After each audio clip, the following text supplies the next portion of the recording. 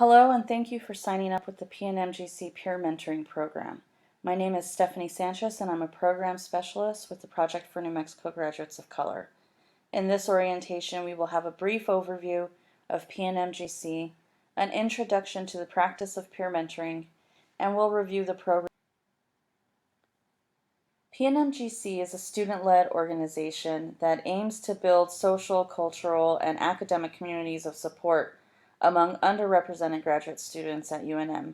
The program was established in 2002-2003 by a group of graduate students themselves.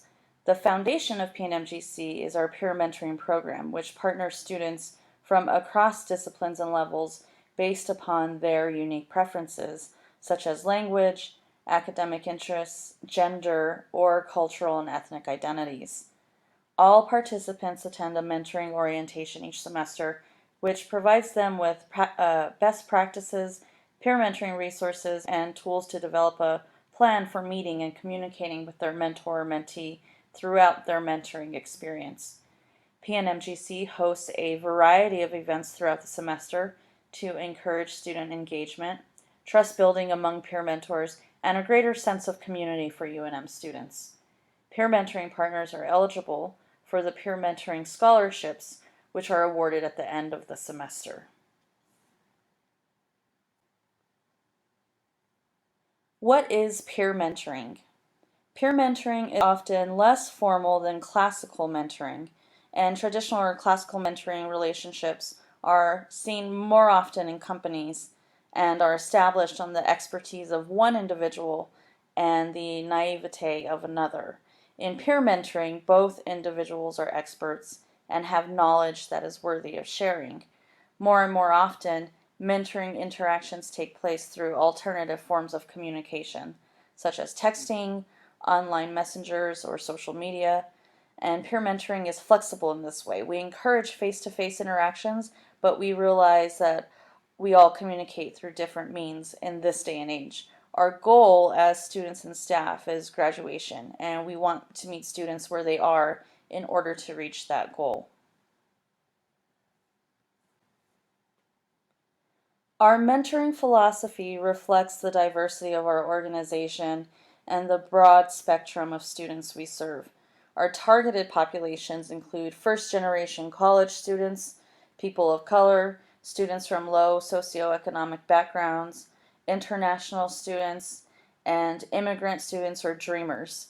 PNMGC's mentoring philosophy borrows from the abundance model of teaching and learning, which asserts that all students have the capability to succeed, and particular stigmatized backgrounds or cultures are not viewed as deficits, but as powerful assets for these students and their academic institutions.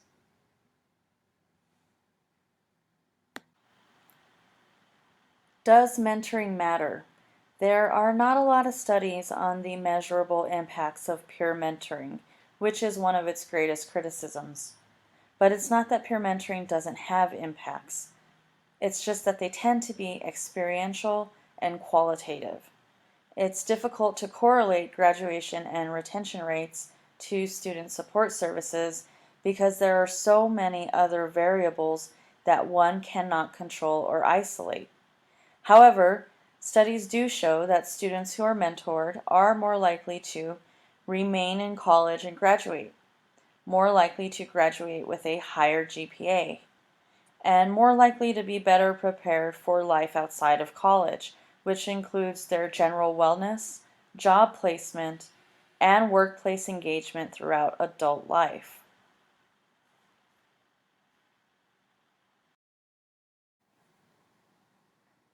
Over these next few slides, we'll go over the specifics of the PNMGC peer mentoring program and the expectations. So what is the structure of our program? PNMGC relies on quasi-formal peer mentoring. So we give you the tools, information, and space to engage in a peer mentoring relationship, but the formal or informal qualities of your partnership are entirely up to you. We often see mentoring relationships in which one person is the expert and the other is the protege or novice. In our peer mentoring relationships, these power dynamics do not exist. You are both experts. You are both sharing and gaining from each other. No one person is in charge. PNMGC will check in to see how things are going, so please respond to our emails because we count on students letting us know if there are issues, new strategies for success, or suggestions. We also offer a peer mentoring scholarship, which has more formal requirements than simply participating, but we'll talk about this in a little bit.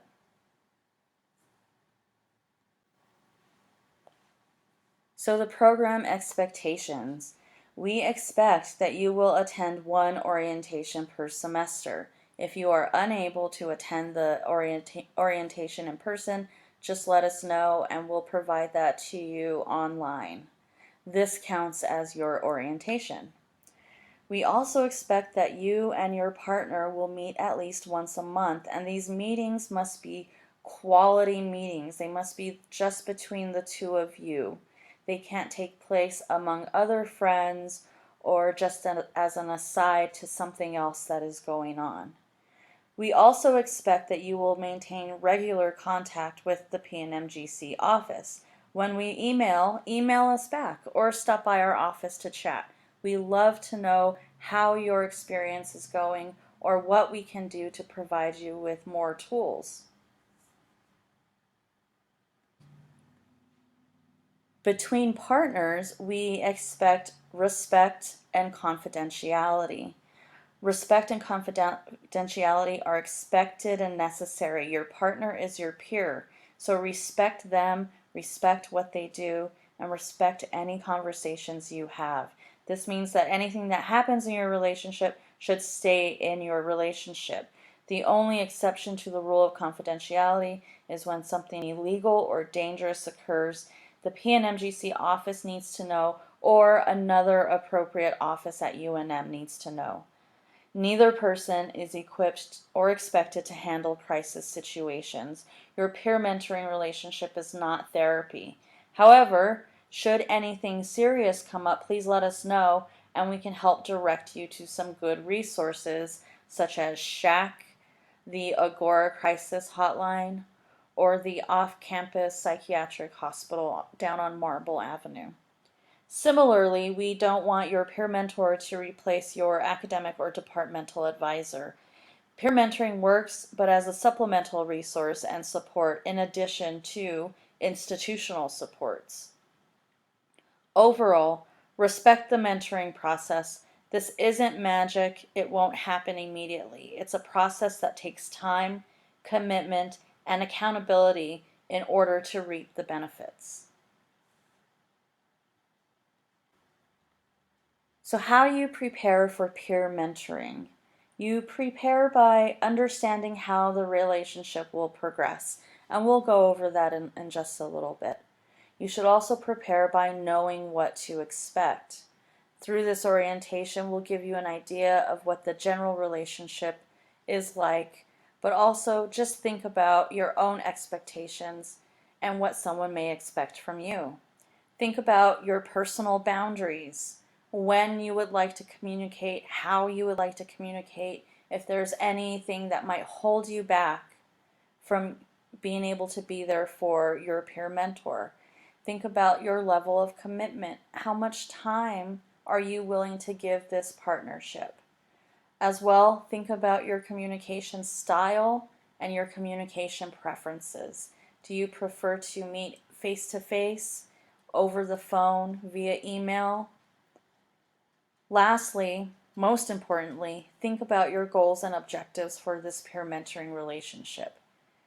You need to think about these before you begin, because once the relationship starts, the two of you should be open and honest about your boundaries, your commitment, your communication, and your goals and objectives.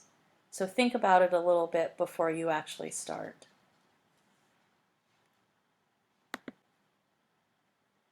There are 4 stages to a mentoring relationship.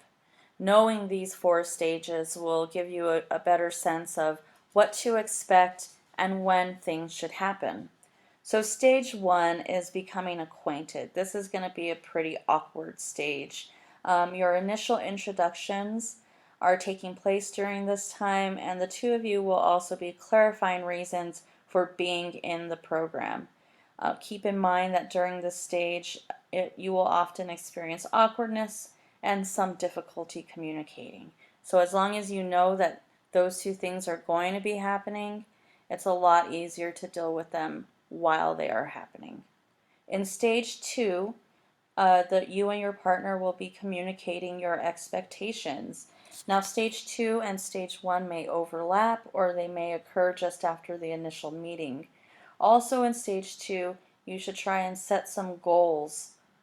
Find some agreements upon your meetings, your communication style. You'll also begin to engage in deeper listening and sharing. So that's when the start of mentoring begins. There may still be some awkwardness and difficulty communicating. This is also the stage in which you may notice that you and your partner are not right for each other. So if you do see that, please reach out to the PNMGC office.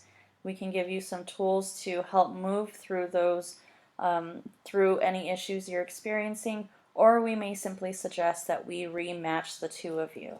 We can help with the rematching and even communicating rematching to your partner.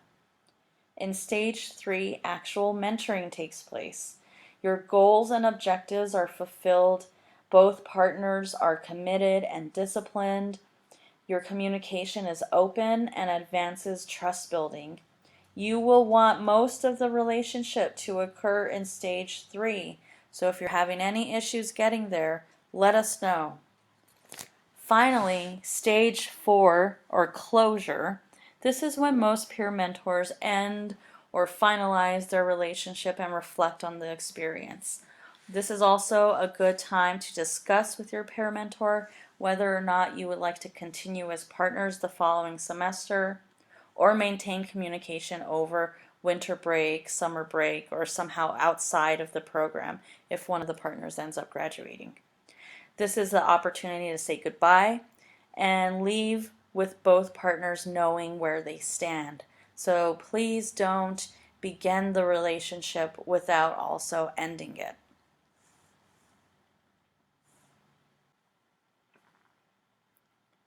Boundaries and commitment are very important to your peer mentoring relationship. They are two things that you should be aware of for yourself and then be able to communicate to your partner. This conversation is best had at the beginning of your relationship. Through this discussion, you should have a clear understanding of the foundations of your relationship. During this conversation, you may realize your partner wants to meet once a week when you can only do bi-weekly. Is this a point you can negotiate, or would you rather be rematched? Have an open, honest discussion. Perhaps your partner dislikes talking on the phone and prefers face-to-face meetings. Does that work for you? Maybe your partner has a child and cannot meet during the evenings or on weekends. We try to take into account these factors, but sometimes the specifics are ultimately left to the partners to discuss and decide. Remain flexible and compromise. If you work in a lab and only have Thursdays from 1 to 2 open for mentoring, you may want to reconsider the structure of your mentoring relationship. And we can help you out with other options, such as e-mentoring or mentoring at a distance. Reach out to the PNMGC office and let us know what's going on. We'll go ahead and provide you with any tools necessary to help you and your partner make a successful peer mentoring relationship.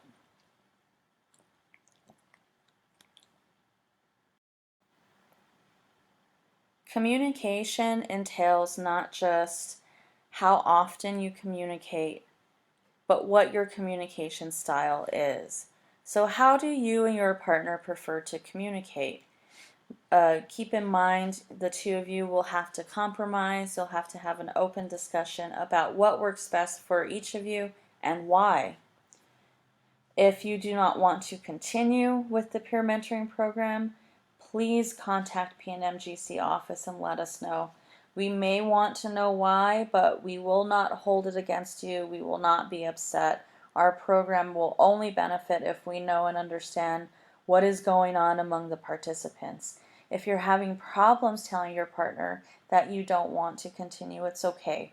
We understand it can sometimes feel like breaking up with somebody. Just let us know and we will inform your partner.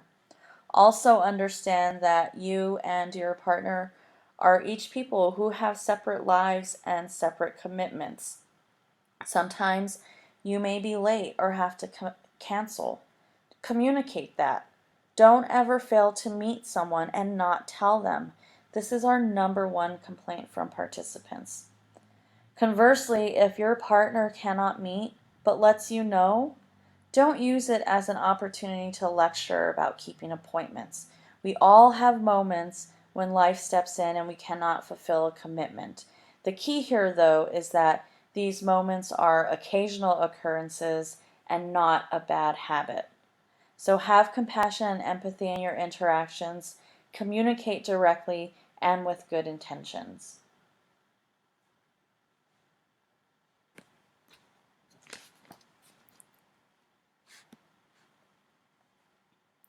Goal setting is very important for your peer mentoring relationship.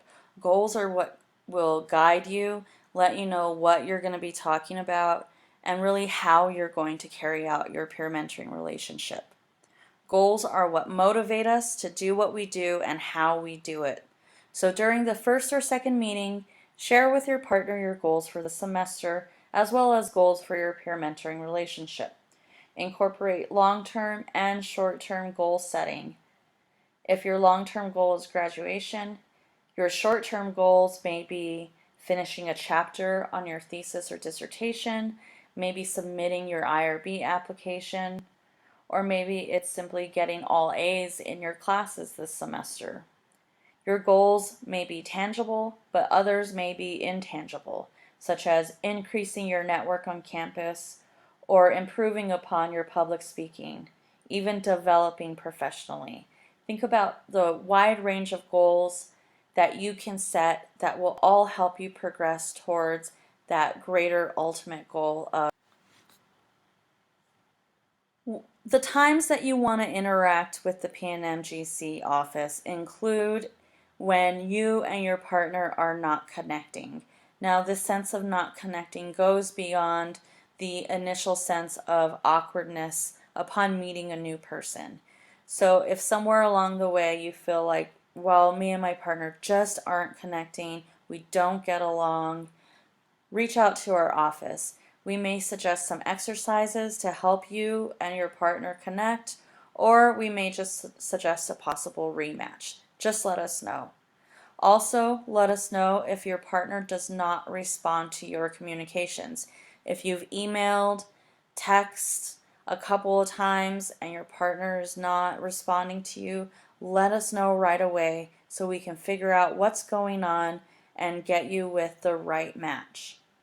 Also, let us know if you and your partner become romantically interested in one another. This is not a problem. We understand that this happens, but we will want to rematch you so that you have a mentoring relationship rather than a more complicated relationship. So the peer mentoring scholarship requirements. You must be a student at UNM. You must attend the mandatory orientation, which this is. Throughout the semester, we ask that you attend 2 mentoring workshops as well as 1 mentoring social mixer. These are all listed on our calendar and we'll also promote them throughout the semester. We ask that you meet regularly with your mentor or mentee and that you attend 3 other UNM events on campus. These can be entirely of your choosing from any other department or organization on campus. They can also be PNMGC events if that's really all that you want to do. But more than anything, we want you to become active and involved on campus. Lastly, you and your partner must submit the peer mentoring application. We want you to submit as partners and we want you to win as partners.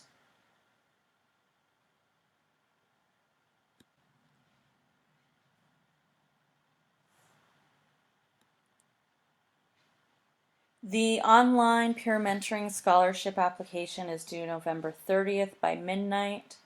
About a month before, we will start emailing that link and make it available on our Facebook, on our webpage, as well as through the mailing list.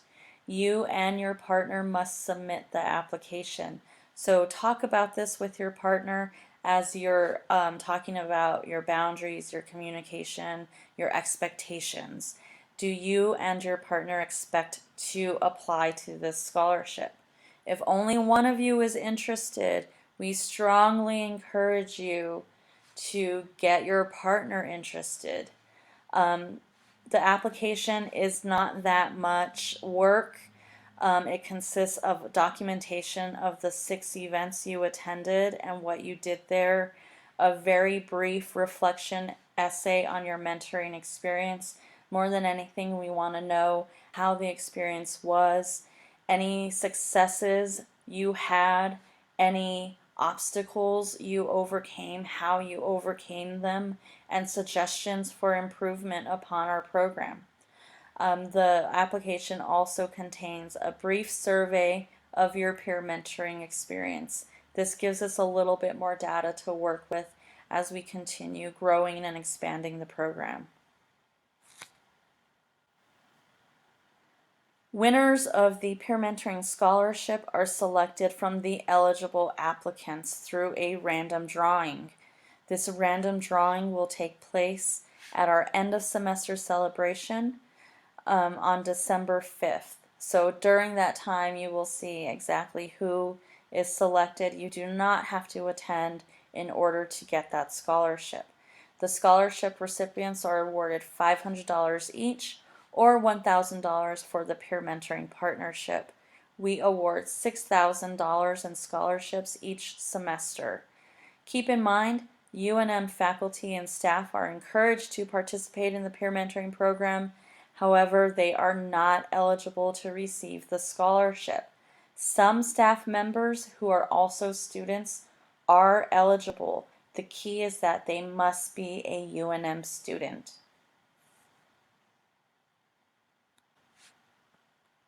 Here are some of our upcoming mentoring workshops. So if you would like to apply for the peer mentoring scholarship, we ask that you attend 2 of these workshops.